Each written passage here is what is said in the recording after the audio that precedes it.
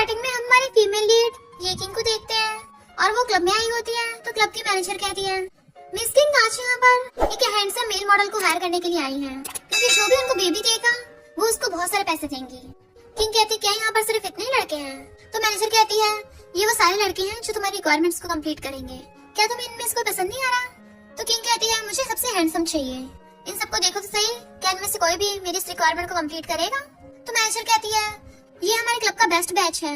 तो किंग उठ के चलने लगी थी, मैनेजर कहती वेट वेट, मुझे अचानक से याद आया हमारे क्लब में एक बिल्कुल न्यू मेल मॉडल आया है और वो यहाँ का सबसे हॉट एंड हैंडसम गाय है। किंग कहते अच्छा बुलाओ उसे। तो मैनेजर एजे को आवाज मारती है, बाकी सारे मेल मॉडल्स वहाँ चले जाते हैं, फिर हमारा मेल लीड वहाँ पे आता है। किंग तो एजे को देखती रह गई थी और उसे कहती अपनी शर्ट उतारो। वो अपनी शर्ट निकाल के फेंक देता है और साथ में दोनों हाथों से अपने पूरे कपड़े फाड़ दिए थे। तो वो उसकी बॉडी को देखने लग जाती है कि ये तो सच में बहुत ज्यादा हॉट है, इसके तो एब्स भी हैं। उसको टच करते पूछती है तुम्हारा नाम क्या है? तो एजे सोचने लग जाता है कि कौन हूँ मैं। फिर हम पास्ट में देखते हैं बहुत सारे बॉडीगार्ड्स टेंपल के बाहर लाइन लगा के खड़े थे और वहीं पे हमारा मेन लीड मिस्टर बॉबी होता है और बताया जाता है कि शहर का सबसे richest businessman, business tycoon mister बो अभी भी फॉरेन से कंट्री वापस आया है। और तब हमें पता चलता है कि एजे का रियल नेम मिस्टर बो है, वो बो ग्रुप का प्रेसिडेंट है। वो जैसे टेंपल से प्रे करके बाहर निकलता है सारे बॉडीगार्ड्स उसके आगे झुक जाते हैं। फैंग कहता है ब्रो अभी तुम फॉरेन से वापस आए और सीधा टेंपल में प्रे करने के लिए आ गए। मिस्टर बोस को घूरता है तो कहता है नहीं मुझे कोई प्रॉब्लम नहीं है, पर बो फैमिली को कई जनरेशन से सिर्फ एक ही बेटा है, जबकि ओल्ड लेडी ग्रैंडसन के लिए चिल्लाई जा रही है, तो इसलिए वो चाहते हैं कि तुम किसी नोबल फैमिली की बेटी से शादी कर लो। तो लड़के चूज करने के लिए ओल्ड लेडी ने तुम्हें वापस घर बुलाया है। मिस्टर बो कहता है मुझे लड़कियों में कोई इंटरेस्ट नहीं है और कार में बैठ के चला जाता है। पर तभी देखते हैं उसकी ग्रैंडमा अभी भी उसको बार बार कॉल कर रही है। एक बच्ची उसकी कार के आगे जाती है, वो कार को ऐसे घुमाने लगा था तो उसकी कार का एक्सीडेंट हो जाता है और न्यूज में बताया जाता है कि रिचेस्ट बिजनेस टाइकून का कार एक्सीडेंट हो गया और तब से वो गायब हो गए। मिस्टर बो को अभी भी कुछ भी याद नहीं आ रहा था। इनफैक्ट हुआ कुछ यूं था कि वो जख्मी हालत में बार में आके गिर गया था और मैनेजर ने उसको देख लिया था। तब उसको डॉक्टर से पता चला कि कार एक्सीडेंट की वजह से उसकी याददाश्त चली गई, पर वो बहुत ज्यादा हैंडसम और उसकी फिगर भी अच्छी है, इसलिए मैनेजर ने पैसों के लिए उसे अपने बार का मेल मॉडल बना दिया और उसका नाम एजे रख दिया। तो सोचती है लगता है मिस किंग एजे से इम्प्रेस हो गई है, फिर तो मैं इससे बहुत सारे पैसे कमा सकती हूँ। और उससे कहती है इसका नाम एजे है, ये तो घर के भी सारे काम कर लेता है और इसको बहुत सारी डिफरेंट लैंग्वेज आती है, बहुत ज्यादा हाई आईक्यू है और सबसे इम्पोर्टेंट बात ये बहुत ज्यादा ओबीडियंट भी है। एजे किंग का हाथ पकड़ कर अपनी चेस्ट पे रख लेता है कि जब तक तुम खुश हो मैं तुम्हारे लिए कुछ भी करूंगा।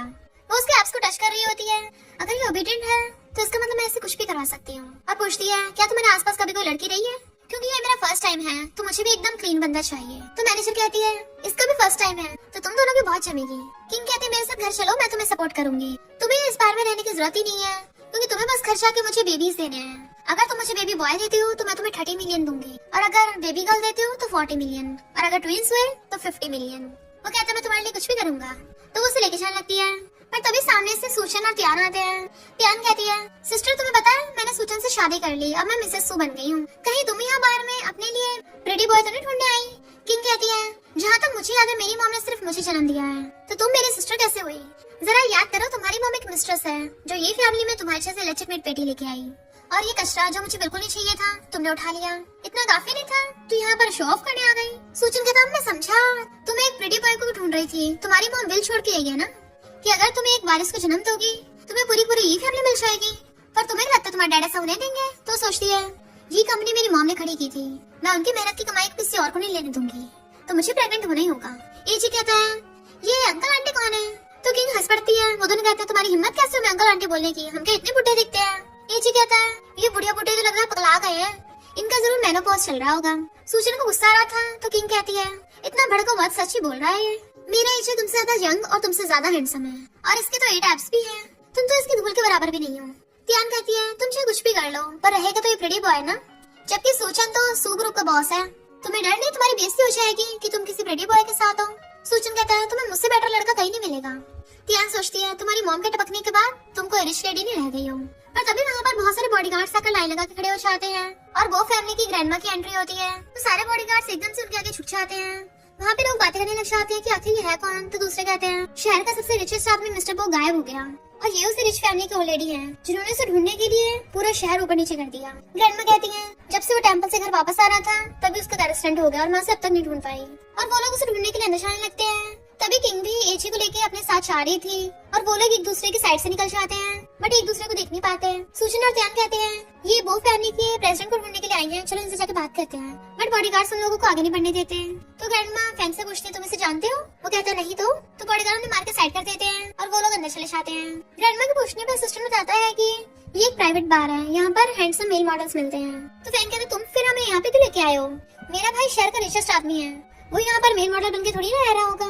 तभी एक मेल मॉडल एक लड़की से बोलता हुआ जा रहा था तुमने मुझे बहुत टाइम से पनिश नहीं किया है, चलो चलो बेड पे ले जाके करना। ग्रैंडमा कहती है मिस्टर बो को तो लड़कियों में इंटरेस्ट भी नहीं है, ऐसी नोबल फैमिलीज की लड़कियों की तरफ तो वो देखेगा भी नहीं, वो तो उनका सामान उठा के सारा बाहर फेंक देगा।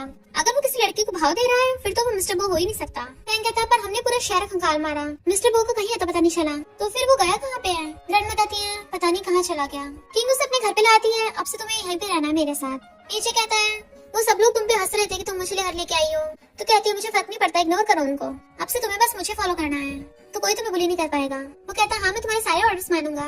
तो वो उसको पेट की तरह सहलाती है और अपना कॉल पिकअप करने चलने लगी थी। फिर जब वो थक के वापस आती है तो देखती है वो बिना शर्ट के सिर्फ एप्रन पहन के खड़ा है। तो पूछती है तुम क्या कर रहे हो? वो कहता है मैं खाना बना रहा हूँ। तो कहती है तुम्हें किसने बोला कि ऐसे कपड़े पहन के खाना बनाते हैं? वो पूछता है क्यों, तुम्हें पसंद नहीं आया? और उसका हाथ पकड़ के अपनी चेस्ट पे रख लेता है, टच करके देखो तुम्हें बहुत अच्छा लगेगा। वो सोचती है ये तो बिल्कुल मुझे पटाने के इरादे रखता है। तो कहती है ये सब तुम्हें क्लब में सिखाया गया है ना, क्या तुमने वहाँ पर कुछ और भी सीखा है? और सब करके अपने क्लोज कर लेती है, क्या तुम्हें बेबीज बनाना आता है? फिर क्या वो दोनों साथ में नाइट स्पेंड कर लेते हैं और वो उसकी बाहों में थी। तो कहता है तुम उठ गई, बट वो शर्माने लग जाती है, मेरा फर्स्ट टाइम तो गया। बट एजे उसके कान में कहता है मुझे और चाहिए और उसको किस करने लग जाता है नेक पे। तो कहती रुको मुझे अभी काम पे जाना है। वो कहते सिर्फ एक बार, उसको किस कर रहा होता है बट वो रोक रही थी कि फोन बज रहा है। किंग को उसके डैड का कॉल आया था जो कहता है मैंने सुना तुमने वो प्रिटी बॉय ढूंढा है। वो कहती भले तुम मेरे बाप हो पर तुम्हें मेरी प्राइवेट लाइफ से कोई मैटर नहीं होना चाहिए। डैड कहते मीटिंग के लिए वापस आओ, हमें वो ग्रुप के साथ कॉपरेशन करना है। जैसे वो जाने लगी थी एजे उसे पकड़ के खींच लेता है, प्लीज कहीं मत जाओ, दोबारा करते हैं ना। वो कहते मुझे काम पे अभी जाना ही होगा, आज मुझे शहर के रिचेस्ट आदमी के साथ कॉपरेशन करने के लिए जाना है। वो बिलियनियर बिजनेसमैन है, मुझे उसके बारे में ज्यादा कुछ पता तो नहीं है पर मैंने मैगजीन्स में उसका नाम देखा था। अपना नाम सुनते ही एजी का सिर चकराने लगा था। तो पूछती क्या हुआ तुम्हें? वो कहता सिर दर्द हो रहा है, अब ठीक है। वो कहता तुम्हें हेडेक हो रहा है तो मुझे तुम्हारी चिंता होगी, ऐसा करो मेरे साथ ही कंपनी चलो। देन वो उसे अपने साथ लेके आ रही थी और कहती है मुझे पहले मीटिंग के लिए जाना है, तो तुम यहीं बैठकर मेरा वेट करो, मैं अभी आती हूँ। उसे बाहर बिठाकर अंदर मीटिंग के लिए आ जाती है। डैड कहता मुझे इंपॉर्टेंट अनाउंसमेंट करनी है, किंग को डायरेक्टर पोजीशन से हटाया जा रहा है, उसकी जगह आप ध्यान लेगी। किंग कहती है कंपनी में जो भी परफ्यूम बनते हैं और कंपनी में जो भी प्रोडक्ट लॉन्च होते हैं वो सब मैं अरेंज करती हूँ, तो तुम मुझे डायरेक्टर पोजीशन से कैसे हटा सकते हो?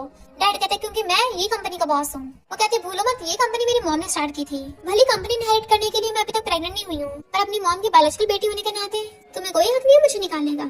डैड कहते तुम में से जो भी मिस्टर बो के साथ कॉपरेशन करेगा वही डायरेक्टर की पोजीशन पे रह पाएगा। तो गर्ल्स बातें करने लग जाती है, हमने सुना मिस्टर बो बहुत ही ज्यादा हॉट एंड हैंडसम है, पता नहीं हमें उसे देखने का मौका कब मिलेगा। किंग सोचती है सबसे ज्यादा हॉट एंड हैंडसम लड़के को तो मैं चाहती हूँ। किंग कहती है अगर तुम हार गई तो मेरी मॉम की कंपनी से निकल जाना। फिर वो जब अपने ऑफिस में आती है तभी सेक्रेटरी आकर कहती है तुम्हारे डैड का पक्का दिमाग फिर गया है, तुमने कंपनी में ऐसे डायरेक्टर कितनी मेहनत की है, तुम्हारी वजह से कंपनी आज यहाँ तक पहुँच पाई है और वो बेवकूफ तुम्हारे डायरेक्टर की पोजीशन छीनना चाहता है। तो सोचते मुझे कैसे करके बो ग्रुप के साथ कॉपरेशन करना ही होगा। और एक यूएस पे लेके बाहर आती है। देन एजेंट बताती है कि मैं बो ग्रुप के ओल्ड लेडी से मिलने के लिए जा रही हूँ। वो सोचता है बो ग्रुप इतना जाना पहचाना को लग रहा है।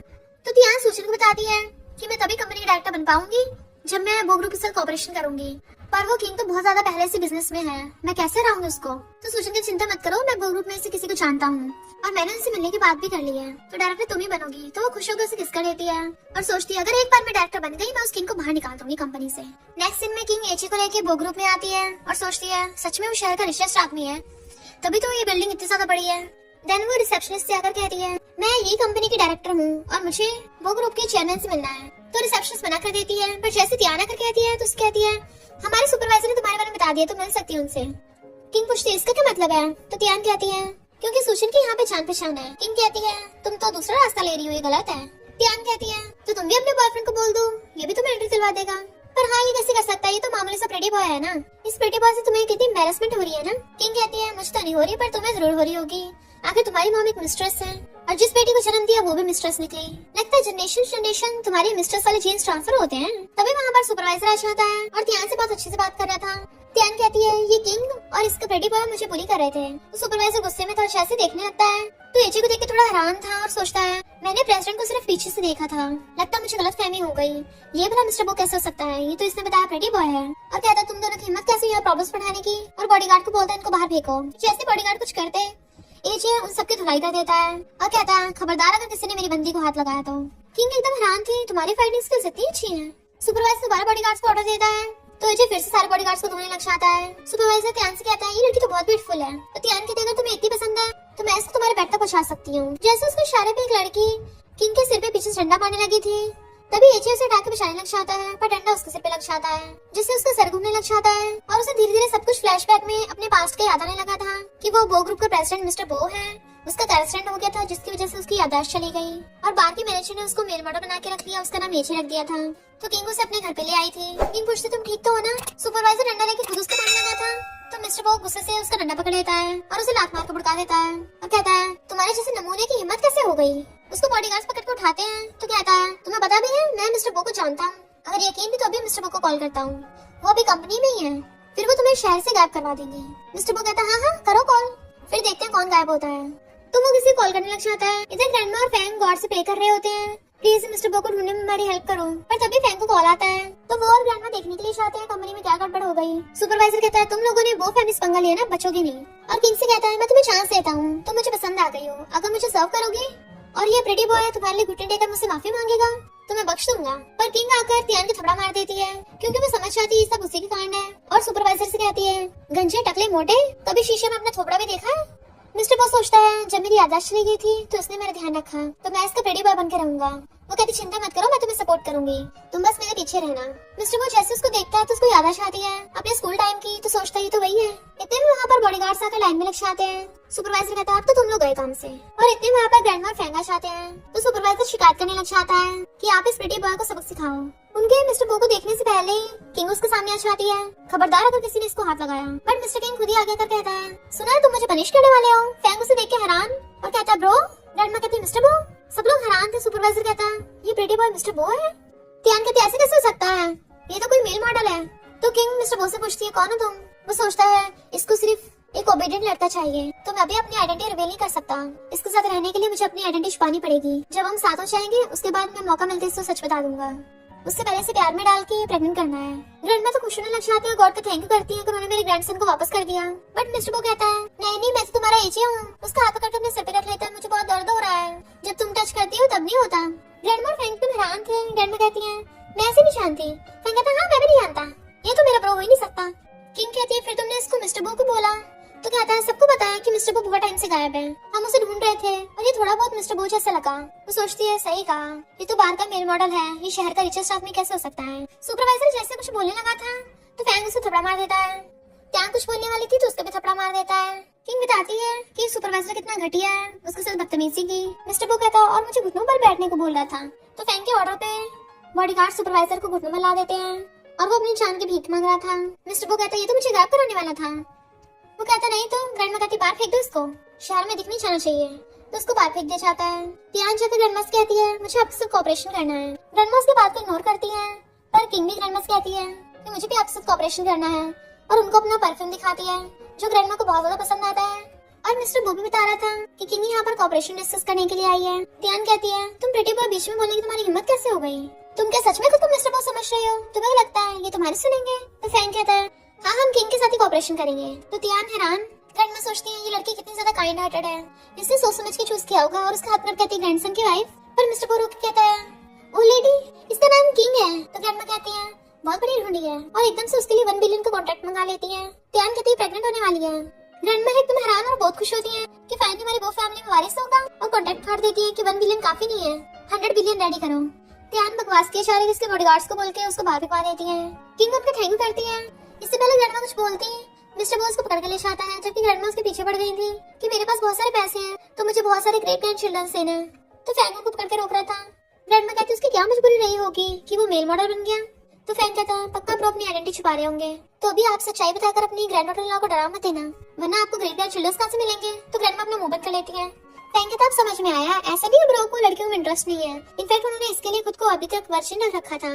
त्यान को बाहर फेंक दिया गया था। तो किंग आकर कहती है तुम्हें हमारी शर्त याद है ना, तुम कोऑपरेशन तो करवा नहीं पाई हो इसलिए तुम्हें अब ये कंपनी से बाहर निकलना होगा। और मिस्टर बो उसको गुड बाय आंटी बोल के चला जाता है। फिर घर आके किंग काम करने लग जाती है। वो कहता है तुम तब तक काम करो मैं खाना बना कर लाता हूँ और फिर उसके लिए कुकिंग करके लाता है।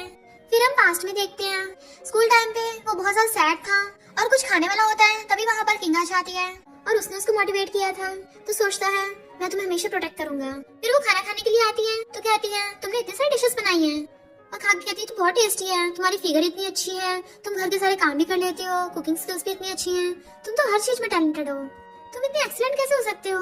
वो कहता है क्योंकि मुझे तुम्हें इम्प्रेस करना है ना। और फिर कहता है तुम्हें रेड वाइन पसंद है तो मैं वो फैमिली वालों से मंगवा दूंगा। तो हैरान थे क्या तुम उनको जानते हो। तो कहता है मैं बार में रहता था ना, फैंग ड्रिंक करने के लिए आए थे उस दिन। किंग कहते इसका मतलब वो गे है। वो सोचता रहे नहीं इसको क्या गलत फहमी हो गई। तो कहते अच्छा उसको लड़कियां नहीं लड़के पसंद है। ही वाज लाइक इसको काहे कंफ्यूजन हो गई और कहता है प्लीज इस बात को सीक्रेट रखना। तो वो ओके डील बोल देती है। इधर फैंग लड़कियों के साथ था और उसको चीख आती तो कहता है पता नहीं कौन मुझे सुना रहा है। फिर जैसे वो किचन लगी थी उसे टकराश आकर कहता है क्यों ना हम खाना खाने के बाद थोड़ी एक्सरसाइज कर लें, और अपने एप्रन निकाल देता है। नैन उसका हाथ पकड़ के अपनी चेस्ट पे रख लेता है। क्या तुम्हें ये सब चाहिए। वो सोचती है ये फिर से मुझे बताने लग गया, और हाँ बोल के उसको किस करने लग जाती है। वो किस करता हुआ उसे गोद में उठा लेता है। तो कहती है मुझे बेबी चाहिए, इसलिए वो उसे गोद में उठा के टेबल पर उठा लेता है और उसे किस करने लग जाता है और कहता है जो तुम्हें चाहिए होगा मैं वो सब दूंगा। किसी करते करते वो दोनों टेबल पे लेट जाते हैं। मॉर्निंग में उठती है तो उसे याद आता है कि वो बहुत सारा टाइम सो गई है और जल्दी से उठ के भागती है कि लेट ना हो जाऊं।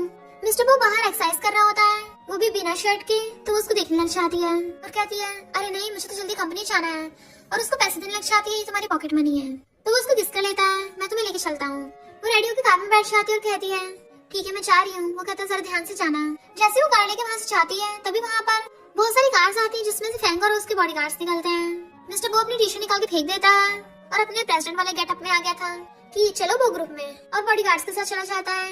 किंग न्यूज सुन रही होती है जिसमें बताया जा रहा था कि रिचेस्ट मैन जो खो गया था वापस आ गया। तो उसके असिस्टेंट उसे कॉल कर बताती है कि बिजनेस टाइकून वापस आ गए हैं, इसलिए कंपनी की सारी लड़कियां बावली हो रही हैं कि उनको इतने हैंडसम लड़के से मिलने का मौका मिलेगा, बट उन्हें तो लड़कियों से लशी है। तो जब आप मिस्टर बो से मिलोगे ना तो हमें बताना वो कैसे दिखते हैं। तभी सामने से एक गाड़ी आ जाती है जिसमें से बहुत सारे गुंडे निकलते हैं। वो कारों की पूछते कौन हो तुम लोग। तो कहते हैं तुम ही किंग हो ना।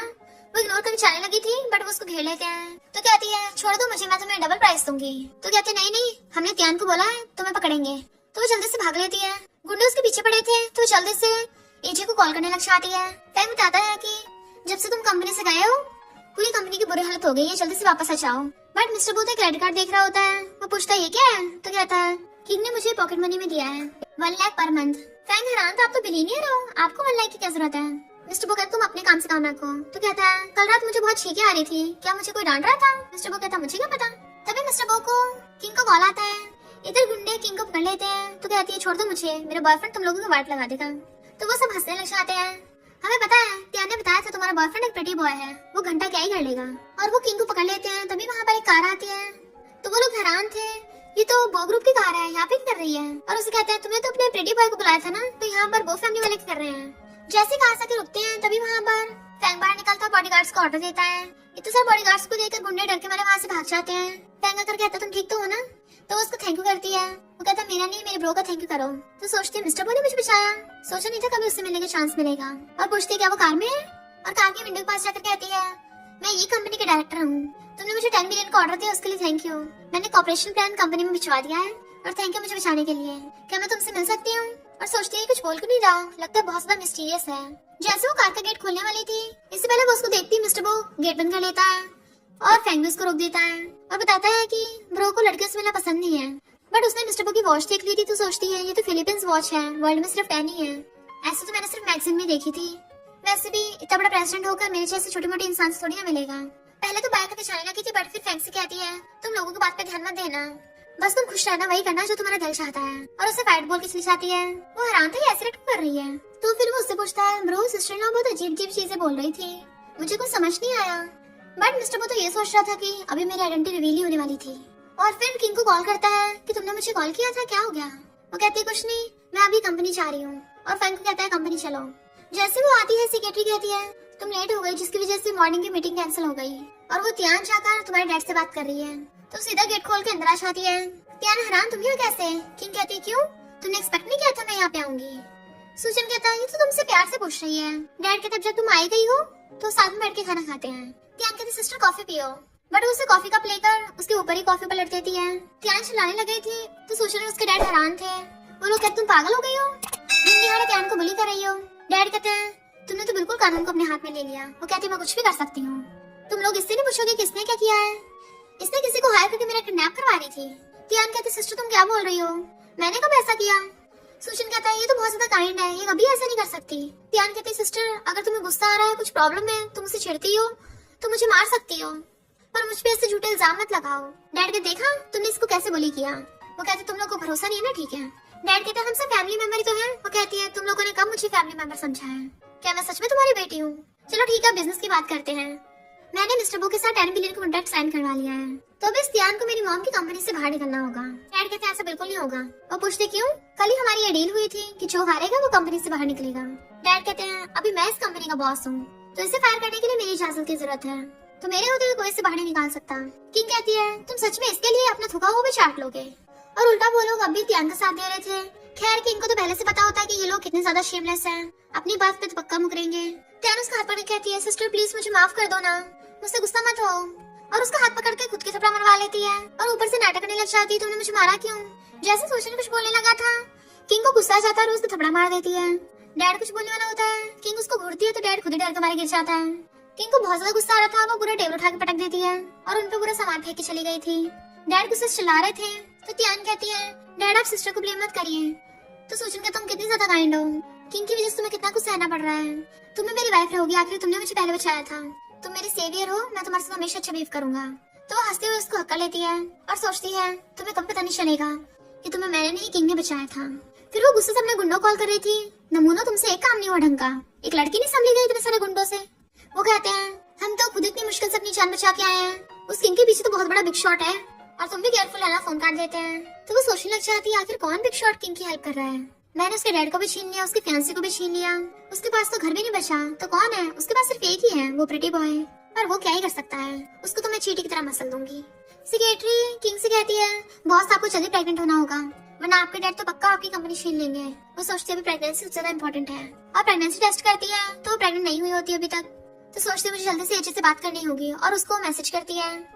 मिस्टर बो एक इम्पोर्टेंट मीटिंग में बिजी होता है, तभी उसका असिस्टेंट आकर उसको फोन देता है और उसके लिए फोन पिकअप करता है। मिस्टर बो के कहने पे उसने लाउड स्पीकर पे कर दिया था, क्योंकि मिस्टर बो ने तो नहीं देखा होता कि किसका कॉल है। पर तभी किंग कहती है हनी जल्दी घर आना, आज हम दोनों को रात में बेबीज बनाने हैं। ये सुनते ही वहाँ के सारे एम्प्लॉयज हैरान थे। जैसे मिस्टर बो उनको देखता है वो जल्दी से अपनी मुंडी नीचे कर लेते हैं और ऐसे प्रिटेंड करते हैं जैसे उन्होंने कुछ सुना ही ना हो और जल्दी से काम करने लग गए थे। तो मिस्टर बो असिस्टेंट कहता है तो वो माफी मांगता है। फिर मिस्टर बो मीटिंग कैंसिल कर देता है, तो सारे वहाँ से डर के मारे भाग जाते हैं। जब वो असिस्टेंट से फोन लेके उसको मैसेज करता है तुम रात छोड़ो, मैं अभी दिन में आ रहा हूँ, हम दिन दिहाड़े बेबीज बनाएंगे। और पूछता है क्या तुम मुझे मिस कर रही हो, वेट करो मैं आता हूँ। असिस्टेंट हैरान था, बहुत से क्रिंजी मैसेज कर रहे हैं। मिस्टर बो जैसे जाने लगा था तो उसको कहता है किसी को बेबीज के बारे में कुछ मत बताना। पर वहाँ पे कंपनी में एम्प्लॉयज बातें कर रहे थे। पता है मीटिंग में प्रेसिडेंट को उनकी वाइफ का कॉल आया था जो उनको बेबी करने को बोल रही थी। लगता है प्रेसिडेंट की वाइफ प्रेसिडेंट को बेबी बनाने की मशीन समझती है और ये र्यूमर्स पूरी कंपनी में फैल जाती है और घूम फिर के बाद ग्रैंडमा को पता चल जाती है। तो वो तो और ज्यादा खुश हो रही थी कि आखिर वही लड़की मेरी ग्रैंड डॉटर लॉ बनने के लायक है, इतनी हिम्मत सिर्फ उसी में है। फैंग कहता है ग्रैंडमा आपको तो सच में ग्रेट ग्रैंडसन मिलने वाला है। तो ग्रैंडमा खुशी के मारे मेड्स को ऑर्डर दे देती हैं जल्दी से मेरे ग्रैंडसन के लिए सबसे ताकतवर वाला सूप तैयार करो और बहुत सारे चाबुक खरीद लाना, बेस्ट टॉनिक हर्ब सब कुछ उसको सेंड करवा दो। तो फैंग कहता है ग्रैंडमा मुझे ऐसा क्यों लग रहा है आप ब्रो को एक काऊ की तरह ट्रीट कर रही हो। ग्रैंडमा कहती है और नहीं तो क्या, हमारी फैमिली को वारिस नहीं चाहिए, वो इसी के लायक है। और गॉड का थैंक यू करने लग जाती है। फाइनली मुझे ग्रेट ग्रैंड चिल्ड्रंस मिल ही जाएंगे, मेरी सारी इच्छाएं पूरी हो ही जाएंगी। फैंग सोचता ब्रो हर कोई अब तुम्हारे बेबीज का इंतजार कर रहा है, तो अगर तुम जल्दी से जल्दी अपनी वाइफ को प्रेग्नेंट नहीं कर पाए तो सब लोग तुम्हें इनफर्टाइल समझने लग जाएंगे। इधर किंग भी कार ड्राइविंग करती हुई सोच रही होती है मुझे जल्दी घर जाना होगा। तभी वो बो ग्रुप की कार देख लेती है तो सोचती है मिस्टर बो यहाँ पर क्या कर रहा है, क्या वो भी कहीं आसपास ही रहता है। तो वो एजे को ऑडियो मैसेज करती है क्या तुम घर पे हो। वो कहता मैं जल्दी पहुँचने वाला हूँ। और किंग की कार के बिल्कुल पास से मिस्टर बो की कार निकलती है। जैसे उसकी विंडो खोलने वाली होती है किंग इससे पहले उसको देखती कार आगे चली जाती है और उससे भी ज्यादा ध्यान नहीं दिया होता। घर पे वो रेडी होके उसका वेट कर रही थी। तभी मिस्टर बो से पीछे से आकर हक्का लेता और पूछता है क्या तुमने मुझे मिस किया। वो पूछती है कहाँ थे तुम, मैंने तुम्हें घर पे रुकने को बोला था ना। वो कहता है मैं जॉब ढूंढने के लिए गया था। तो उसे पकड़ के दीवार पे लगा देती है, मैंने बोला था ना मैं तुम्हें सपोर्ट करूंगी, फिर तुम बाहर काम करने क्यों गए, क्या 1 लाख तुम्हें कम पड़ रहे हैं। और उसकी शर्ट खोल के उसकी बॉडी को चेस्ट को टच करने लग जाती है। मिस्टर बो उसके मुंडे पर भी उसे किस करता है पर वो रुक के कहती है अब से मैं तुम्हें 2 लाख दूंगी, इतने तो काफी होंगे ना। वो उसे पकड़ के दीवार पे लगा लेता है, क्या तुम्हें मेरा बाहर काम करना पसंद नहीं है। वो कहती है हाँ क्योंकि मैं चाहती हूँ तुम बस मुझे बेबी देने पे कंसंट्रेट करो। वो कहता ठीक है चलो अभी बेबी करते हैं और उसे जोरदार किस करने लग जाता है। किंग भी उसको किस करने पे लगी हुई थी और फिर पूछती है तुम्हारे पास ये वॉच कहाँ से आई। ऐसे सेम वॉच मैंने मिस्टर बो के पास भी देखी थी, तो सोचता अरे नहीं, जल्दी जल्दी में मैं वॉच निकाला तो भूल ही गया। वो कहती है ये वॉच तो वर्ल्ड में सिर्फ 10 ही है, तो तुम्हारे पास कैसे आई, आखिर कौन हो तुम? वो कहता है मैंने ये वॉच खरीदी है, पर ये रियल वाली नहीं है, ये उसकी डुप्लीकेट कॉपी है, ये तो बहुत सस्ते में मिल गई है। ऐसे तो बहुत सारी है। वो सोचती है डुप्लीकेट वाली भी कितनी रियल जैसी दिखती है, और पूछती है तुमने कहाँ से खरीदी थी? तो मेरी फ्रेंड के लिए भी खरीद देना। वो कहता है अच्छी बात नहीं किसी को फेक वॉच देना। तो कहती है मुझे एक आदमी चाहिए, मुझे पूरे 10 वॉच चाहिए। और सोचती है ये वर्ल्ड में सिर्फ 10 ही है, तो कहीं ये मुझे झूठ तो नहीं बोल रहा, तो इसके लिए मुझे इस पे ट्राई मारना पड़ेगा। वो कहता ओके, मैं तुम्हारे लिए 10 वॉचेस मंगवा दूंगा। और कॉल करके फैंक से कहता है शॉपकीपर मैंने जो तुमसे वॉच खरीदी थी क्या तुम्हें याद है, ऐसे मेरे लिए 10 और खरीद दो। फैंक कहता ब्रो तुम क्या बोल रहे हो, वो वर्ल्ड में सिर्फ 10 ही है और 10 की 10 तुम्हें चाहिए। मिस्टर बो कहता है मेरी गर्लफ्रेंड को बहुत ज्यादा पसंद आ गई है, तो मुझे जल्दी जल्दी वो चाहिए। तो फैंक कहता ब्रो तुम सिस्टर इन लॉ को ओरिजिनल वाली वॉच फेक बोल के दे रहे हो, लगता है तुम प्यार में सच में बावले हो गए। मिस्टर वो फोन करके कहता है हो गया काम? तो सोचती लगता मैं फालतू में ओवरथिंक कर रही थी। बट वो उसे गोद में उठा लेता है और सीधा बेड पे ले जाता है, लेटा कर कहता है चलो बेबी करते हैं। वो उसे पकड़ के कहती है क्या तुम इस बार मुझे प्रेग्नेंट कर दोगे? वो पूछता है क्या मतलब? तो कहती है कहीं ऐसा तो नहीं है तुमसे होता नहीं है कुछ? मिस्टर वो गुस्से से अपनी शर्ट निकाल देता और कहता है मुझसे होता नहीं होता, ये तुमसे बेटर और कौन ही जान सकता है। और उसे किस करने लग जाता है। नेक्स्ट में डॉक्टर बताती है कि कांग्रेचुलेशन तुम प्रेग्नेंट हो। तो वो भी हैरान थी, उसने सच में कर दिया।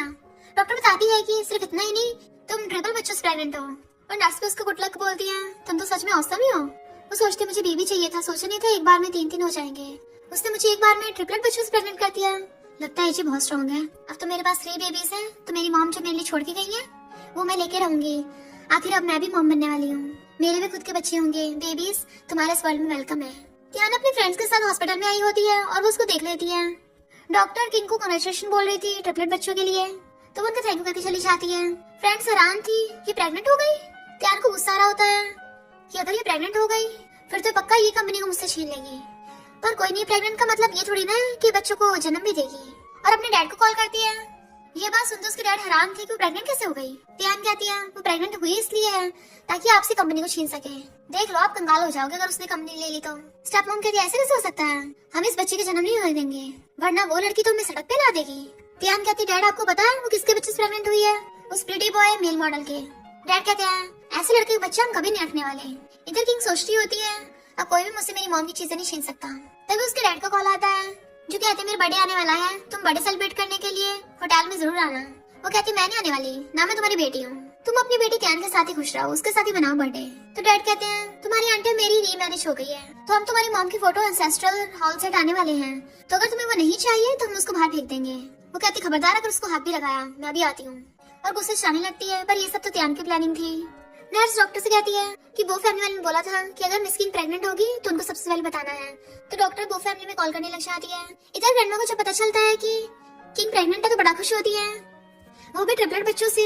उनकी तो खुशी का ठिकाना नहीं था। फैंक कहता मेरा ब्रो तो बहुत औसम है। ग्रैंडमा तो खुशी मारे फोन ही फेंक के चली जाती हैं और सबसे पहले जाकर गॉड का थैंक यू करती हैं कि हमारी वो फैमिली तो कई जनरेशन से सिंगल पेरेंट थी और इस बार सीधा ट्रिपलेट्स मिले हैं, मेरे 3 ग्रेट ग्रैंड चिल्ड्रंस होंगे। और फैंक से कहते हैं जल्दी पता करो मेरे ग्रैंड डॉटर लॉ कहाँ है। फिर फैंक पता करके बताता है कि सिस्टर इन लॉ के डैड की बर्थडे पार्टी होने वाली है, तो उनको होटल में बुलाया गया है। ग्रैंडमा कहती है ये सब उस नलायक की गलती है, उसने अपनी आइडेंटिटी छुपा के रखी, इस वजह से मैं उसके फादर इन लॉ से भी नहीं मिल पाऊंगी।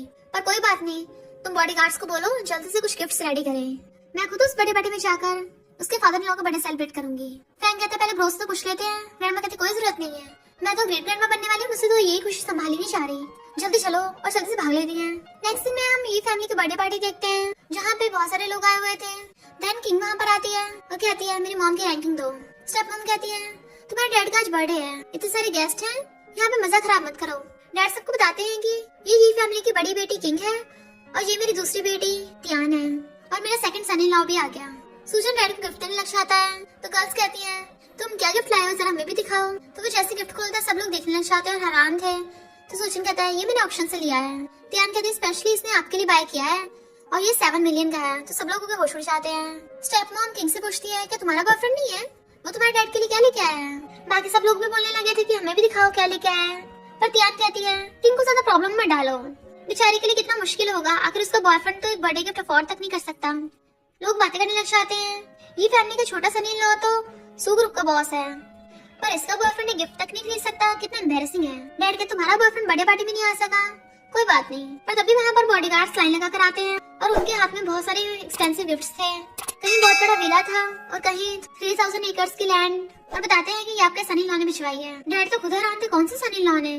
और लोग बातें करने लग जाते हैं, इतनी एक्सपेंसिव चीजें तो हमने आज तक नहीं देखी।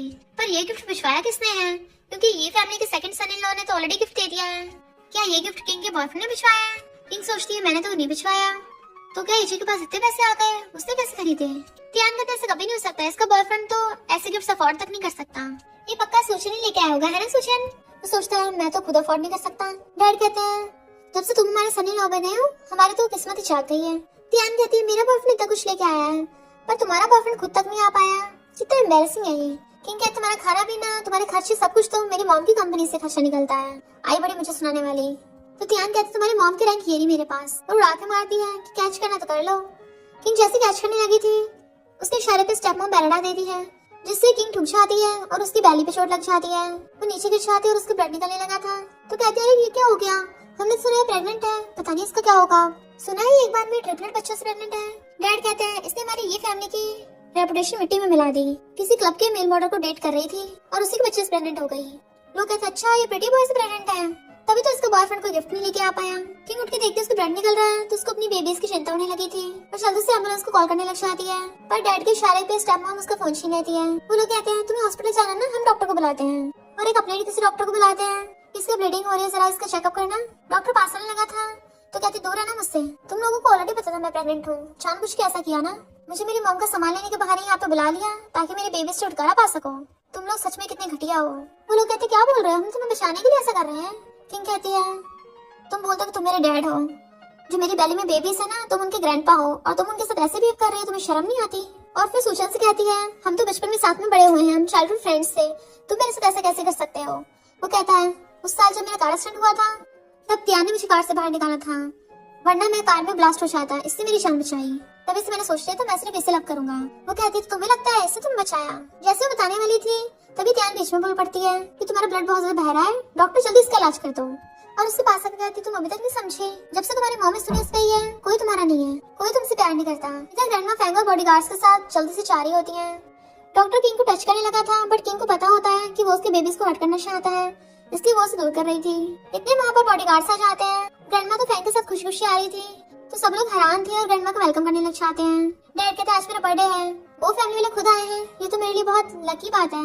ये फैमिली वाले तो बड़ा खुश हो रहे थे, उन्हें लग रहा था कि उनकी लॉटरी लग गई। ग्रैंडमा कहती है मैं तुम्हारा थैंक यू करने आई हूँ कि तुमने मुझे ग्रैंड डॉटर लॉ दी है।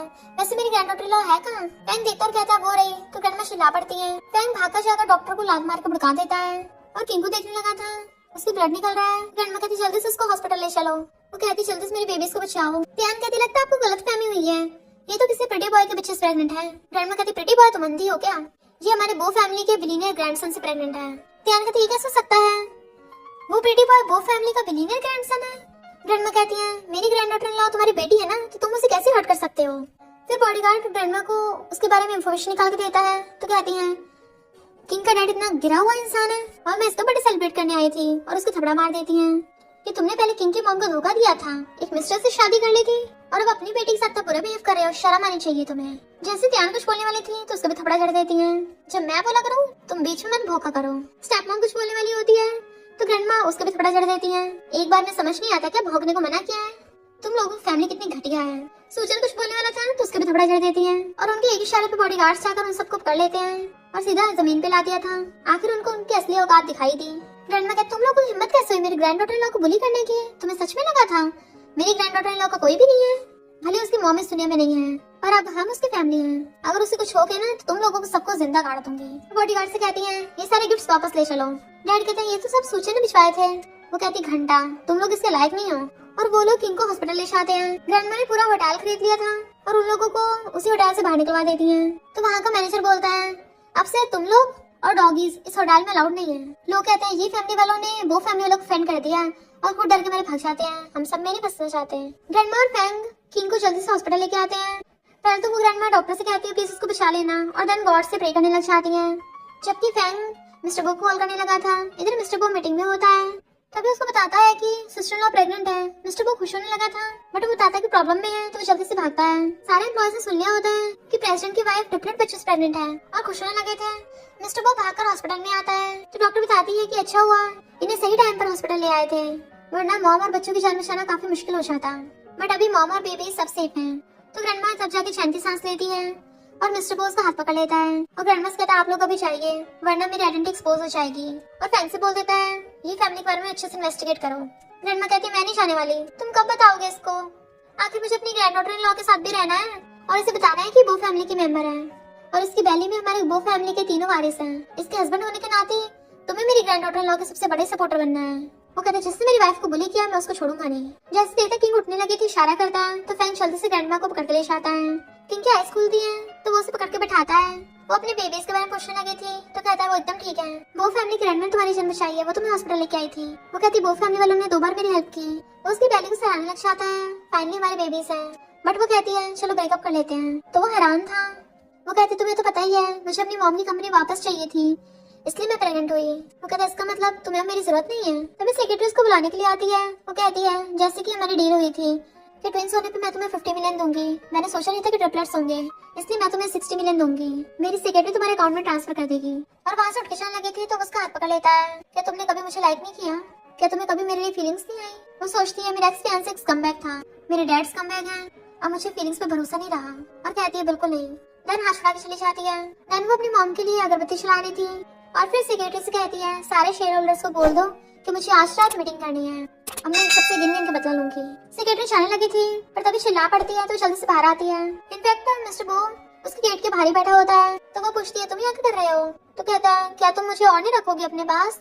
तो मैं कहाँ जाऊंगा, मेरे पास जाने की कोई जगह नहीं है। सेक्रेटरी हंसते वहाँ से ले जाती है। किंग कहते हमारा एग्रीमेंट कंप्लीट हो चुका है, तुम क्या मेरे पर डिपेंड हो गए? उसका हाथ पकड़ लेता है प्लीज मान जाओ ना, मुझ पर थोड़ी दया दिखा दो, मुझे घर के अंदर रख लो। वो सोचती है इसको क्यूट पपी बनना कितना अच्छे से आता है, पर मैं इसे पिघल नहीं सकती और हाथ छुड़ा लेती है। तो ठीक है फिर यहीं बैठे रहो। और घर के अंदर चली जाती है तो सोचने लगी थी फाइनली कल मुझे अपनी मॉम की कंपनी वापस मिल जाएगी।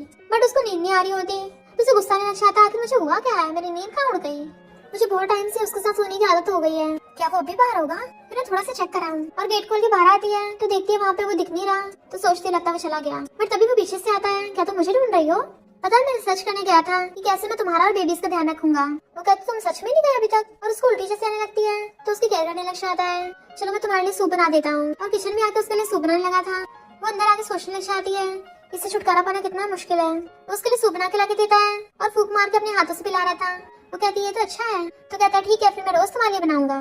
तो वो खुद ही पीने लग जाती है। मिस्टर वो उसके शोल्डर पे मसाज करने लग गया था कि इससे तुम्हें अच्छी नींद आएगी, अब शावर के बाद रोज मैं तुम्हें मसाज दिया करूंगा। फिर वो शावर लेने के लिए चला जाता है तो आकर कहती है मैंने बोला था ना हमारे बीच में सब खत्म हो गया। बट वो अपने कपड़े निकालने लग जाता है तो कहती है ये क्या कर रहे हो?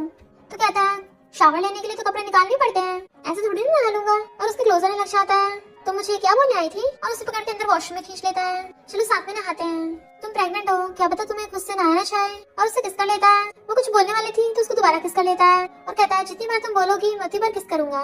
उसे बार बार किस कर रहा था बट वो धक्का मारती है, मैं तुम्हें पसंद नहीं करती। तो कहता है तुम मुझे टच कर सकती हो और अब बताओ क्या तुम सच में मुझे लाइक नहीं करती? वो सोचती है ये पटाने में इतना अच्छा कैसे है, नहीं मुझे खुद पे कंट्रोल करना होगा। और कहती है तुम गेस्ट रूम में सोना। वो सोचता है तुम मुझसे एक दिन पक्का लव करोगी।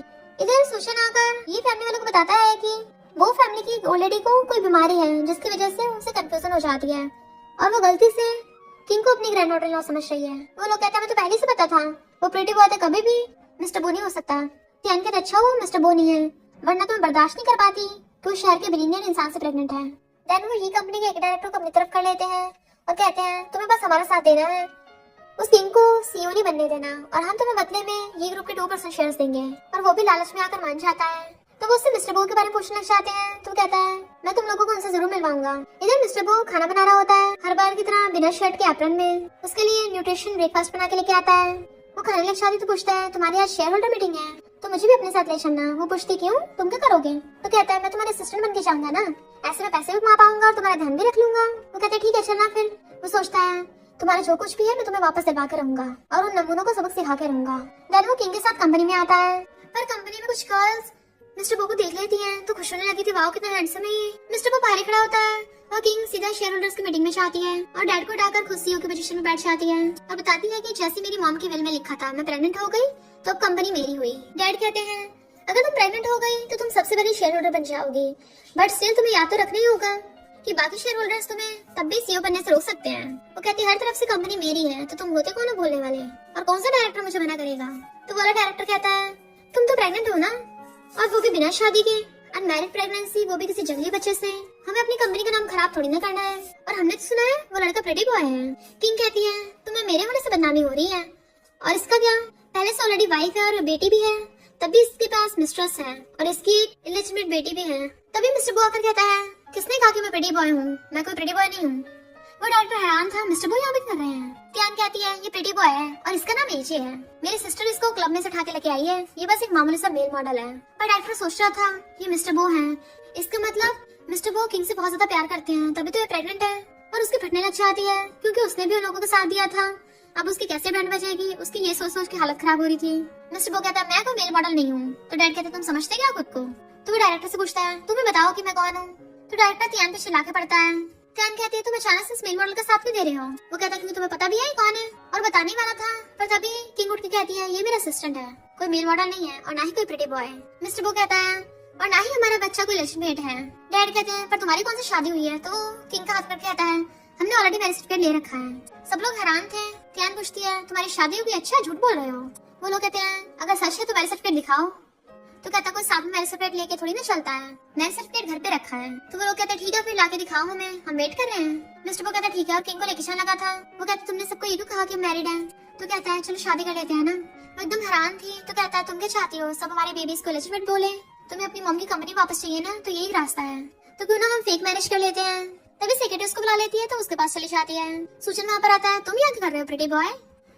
उसे देख के मिस्टर बो को बहुत ज्यादा गुस्सा आ रहा था, पर खुद पे कंट्रोल करता है और कहता है मैं किंग का असिस्टेंट हूँ और वो मुझे लाइक करती है तो निकल यहाँ से। जैसे सूचन उसके मारने वाला था वो साइड हट आता है और उल्टा उसको घूसा मार के भड़का देता है कि तुमने मेरी किंग को बहुत परेशान किया है ना, पर अब वो मेरी बंदी है तो उससे दूर ही रहना, वरना तेरी ऐसी बात लगाऊंगा ना किसी को मुंह दिखाने लायक नहीं बचेगा। किंग जैसी आती है तो देखती है सूचन उसके मारने वाला है, तो वो जाकर उसका हाथ पकड़ लेता है।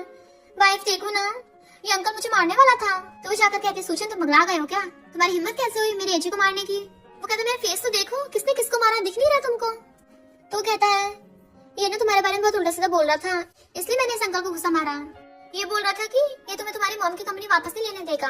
तो किंग सूचन को गुस्सा मार देती है मैं अपनी मॉम की कंपनी वापस लेके रहूंगी, और गुस्से से मिस्टर बो का हाथ पकड़ लेती है चलो मैरिज सर्टिफिकेट लेने चलते हैं। जबकि मिस्टर बो उसको छुड़ाता हुआ जा रहा था, उसे लाकर कहते हैं हम फेक मैरिज करेंगे बट मैं तुम्हें साथ में पैसे भी दूंगी, पर तभी वो उसके लिप्स पे फिंगर रख देता आप चुप हो जाओ, चलो पहले अंदर चलते हैं।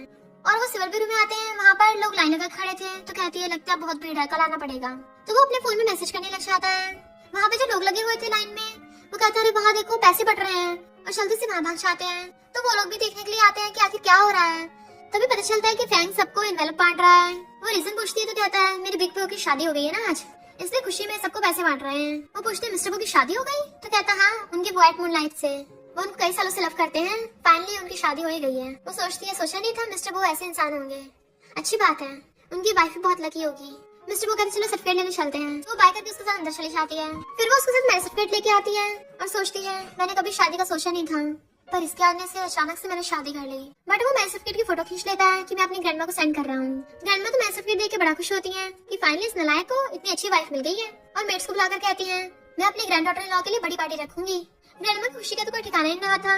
किंग को कॉल आता है तो जल्दी से उसे लेके कंपनी में आती है और सबको मैरिज सर्टिफिकेट दिखाती है। त्यान कहते तुमने सच में प्रिटी बॉय से शादी कर ली। डायरेक्टर कहता है ये किंग तो अब मिस्टर बो की वाइफ बन गई, मैं शहर के सबसे रिचेस्ट आदमी की वाइफ, और कहता है अब हम होते को ना बोलने वाले हैं, इनकी ऑलरेडी शादी हो गई है तो बेबी एलिजिबल थोड़ी ना रहा है, तो मैं तो किंग की तरफ ही हूँ।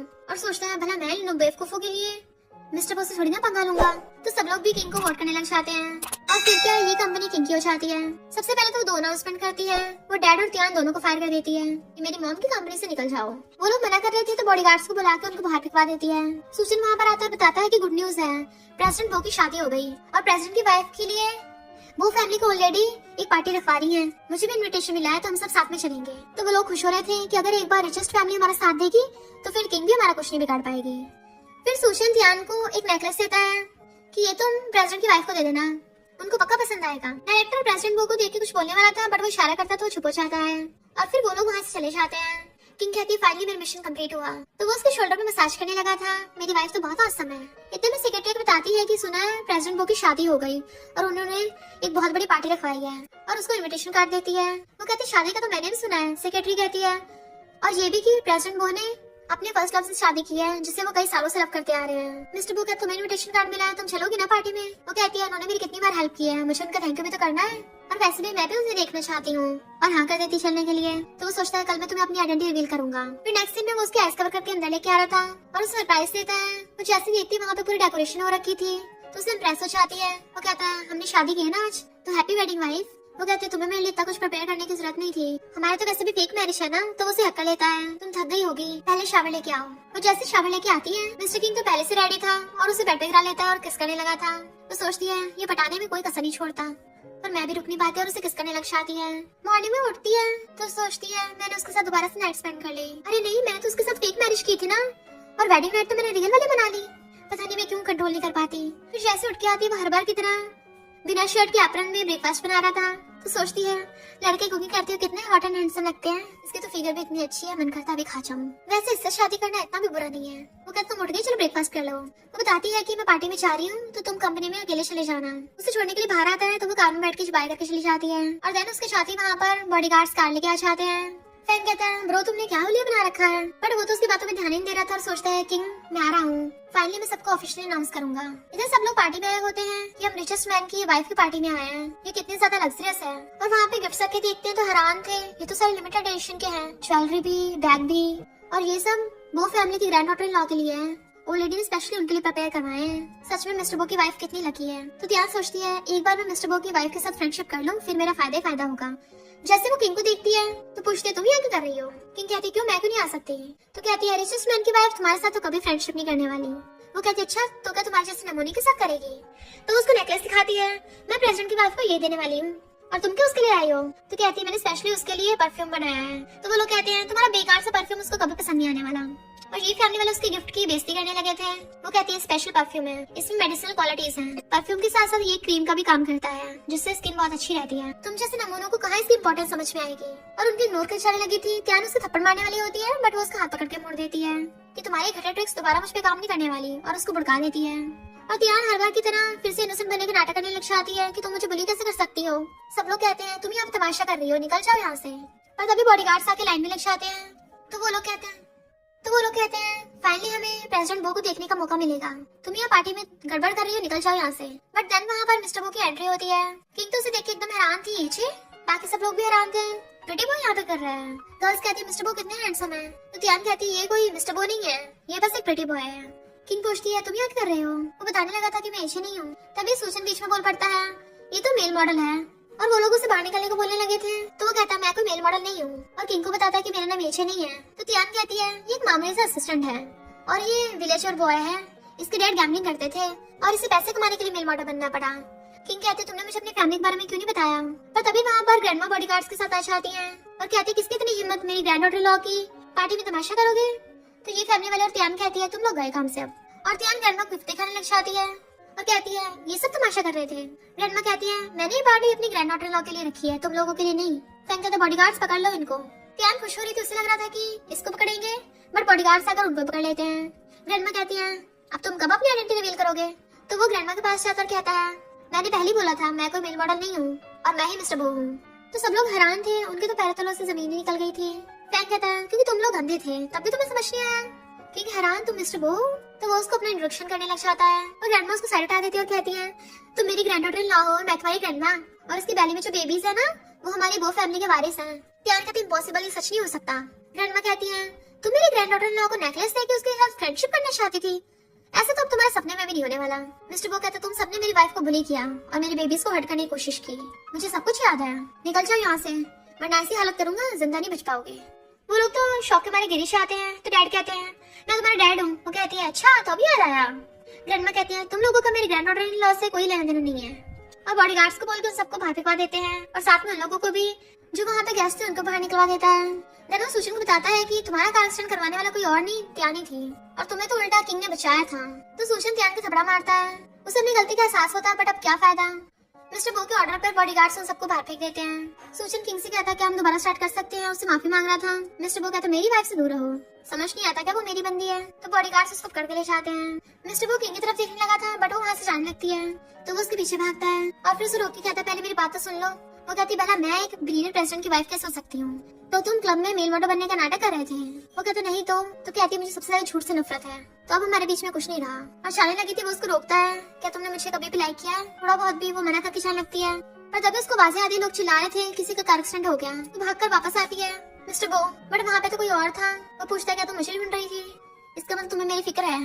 तुम मान जाओ ना, तुम मुझसे लव करती हो। वो जाने लगती है तो उसके पीछे आता है और फिर कहता है क्या तुम्हें ये जगह याद है? किंग को याद आता है स्कूल टाइम का कि उसने एक लड़के से बात की थी। तो पूछती क्या वो तुम थे? तो बताता है कि मेरे पेरेंट्स की उस साल डेथ हुई थी, तो मेरे सबसे वर्स्ट टाइम पे तुमने मेरा साथ दिया, तुमने मुझे मोटिवेट किया, मुझे जीने के लिए एक मकसद दिया। इनफैक्ट किंग ने उसको बताया था कि मेरी मॉम का भी फनरल है आज।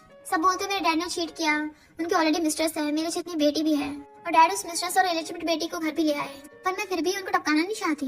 मुझे डर है कि मेरी मॉम गुस्सा करेंगी। और उन दोनों ने एक दूसरे को लव करने का प्रॉमिस किया था, तो वो रोने लग जाती है वो तुम ही थे। वो कहता फाइनली तुम्हें याद आया। तो कहता मैं तुमसे लव करने आया हूँ तो मुझे भूल नहीं सकती। इनफैक्ट हुआ कुछ यूँ था कि जब मिस्टर बो ने उसको स्कूल टाइम पे कन्फेस करने वाला था, तब उसने देखा था कि सूचन उसके साथ है, इसलिए वो बेचारा सैड हो गया था। और कहता है हमारी डील हुई है, हम एक दूसरे से लव करेंगे, तो तुम मुझे भूल कैसे गई? तो वो उसको सॉरी बोलने लगती है। वो कहता है मैं तुम्हें बहुत लव करता हूँ, मुझे पता तुम्हें फीलिंग्स पे भरोसा नहीं है, पर प्लीज हमेशा मेरे साथ रहो। मैं तुम्हें इतना प्यार करूंगा तो मैं सब चीज पे भरोसा हो जाएगा। वो हाँ करती है। तभी ग्रैंडमा भागकर आती है कि प्लीज इसे हाँ कर दो। फैंग भी कहता है सिस्टर लॉ मान जाओ ना। वो हाँ करके उसको हक्का लेती है और ग्रैंडमा और फैंग भी बहुत ज्यादा खुश होते हैं। तो नेक्स्ट सीन में वो उसे कार में अपने साथ लेके आता है क्योंकि प्रेगनेंसी को भी काफी टाइम हो गया था, क्योंकि उसकी बेली दिखने लग जाती है। फैंग पूछता ब्रो हम फिर से टेंपल में क्यों आए हैं? मिस्टर बो कहता है गॉड ने मेरी विश पूरी की है ना, इसलिए। इनफैक्ट वो स्टोरी के स्टार्टिंग में गॉड को यही प्रे करने आया था कि अगर मेरी किंग से शादी नहीं हुई तो मैं कभी शादी नहीं करूंगा। और गॉड ने उसकी विश सच में कंप्लीट कर दी थी, तो उसके लेस बांधने लगता है। वो कहते मुझे भी तुम्हें कुछ बताना है और उसे आई लव यू बोल देती है। वो कहता सुना नहीं, दोबारा बोलो। तो कहती मैं जा रही हूँ।